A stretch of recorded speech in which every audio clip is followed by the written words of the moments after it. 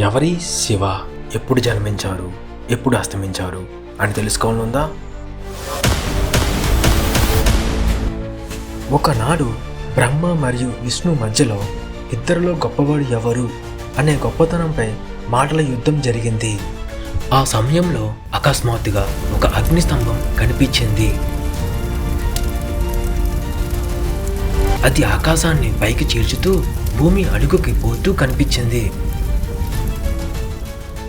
విష్ణువు వరాహ రూపంలో క్రిందికి వెళ్ళాడు, బ్రహ్మ హంస రూపంలో పైకి వెళ్ళాడు. వాళ్ళిద్దరూ ఆ అగ్నిస్తంభానికి ఆరంభం లేదా ముగింపు కనుగొనలేకపోయారు. విష్ణువు ఓడిపోయానని ఒప్పుకున్నాడు, కానీ బ్రహ్మ అబద్ధం చెప్పాడు.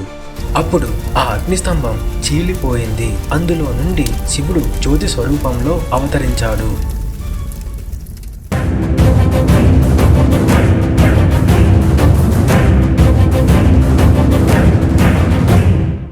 నేనే ఆదిగా ఉన్నవాడిని, నేను జన్మించలేదు, నేను సృష్టికి మూలకారకం, నాకు మొదట లేదు, నాకు చివర లేదు.